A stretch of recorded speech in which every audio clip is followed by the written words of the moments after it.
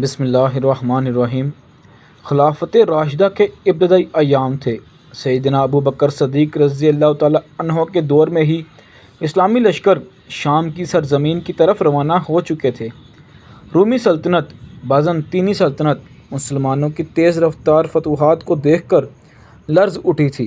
دمشق، فہل اور اجنادین کی فتوحات کے بعد روم کی افواج شکست کے خوف سے اکٹھی ہو رہی تھیں تاکہ مسلمانوں کو ایک بڑی لڑائی میں ختم کیا جا سکے۔ پس منظر یہ واقعہ 13 ہجری 634 عیسوی کے قریب پیش آیا۔ رومی افواج نے دمشق کے قریب کے میدان میں ایک بڑا لشکر جمع کیا۔ یہ میدان مرج الصفر کہلاتا تھا، جو دمشق کے مغرب میں ایک کشادہ و زرخیز مقام تھا۔ یہاں سبزہ زار اور چراگاہیں تھیں، اس لیے اس جگہ کو صفر یعنی زردی و سبزی والا میدان کہا جاتا تھا۔ رومی قیادت چاہتی تھی کہ مسلمانوں کو دمشق سے باہر ہی روک کر پسپا کر دیا جائے تاکہ شام کی زمین پر اسلام کی پیش قدمی نہ ہو۔ لشکروں کی تیاری۔ اسلامی لشکر کی قیادت حضرت خالد بن ولید رضی اللہ تعالیٰ عنہ کے پاس تھی۔ وہ پہلے ہی کئی معرکوں میں اپنی حکمت عملی اور جرأت کا لوہا منوا چکے تھے۔ ان کے ساتھ حضرت ابو عبیدہ بن الجراح، عمر بن العاص، شرجیل بن حسنہ اور یزید بن ابی سفیان رضی اللہ تعالیٰ عنہ جیسے عظیم کمانڈر بھی شریک تھے۔ مسلمان تعداد میں کم تھے، لیکن ایمان، اتحاد اور قیادت پر ان کا کامل یقین تھا۔ دوسری طرف رومی لشکر تعداد اور سامان حرب میں مسلمانوں سے کئی گنا بڑا تھا۔ معرکے کا آغاز۔ صبح کے وقت مرج الصفر کے سبزہ زار میدان میں دونوں لشکر آمنے سامنے ہوئے۔ رومی لشکر کے دستے آہنی زرہوں میں ڈھکے ہوئے تھے اور ان کے پاس گھڑ سوار بھی تھے۔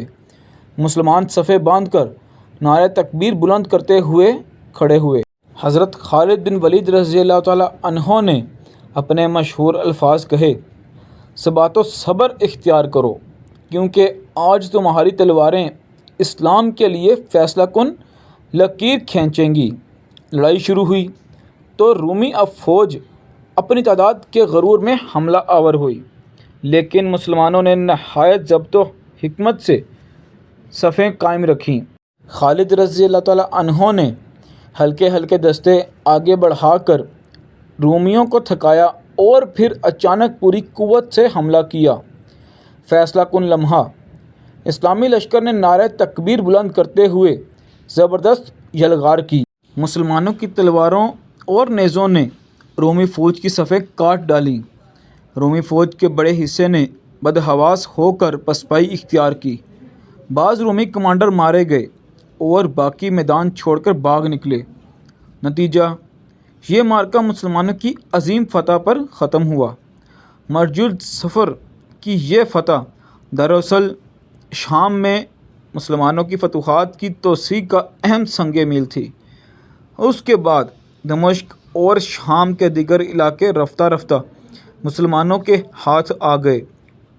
جنگ مرج الصفر میں مسلمانوں نے ایمان، صبر اور حکمت عملی سے ایک بڑی رومی فوج کو شکست دی اور شام کی سرزمین پر اسلام کے جھنڈے کو مزید مضبوطی سے گاڑ دیا۔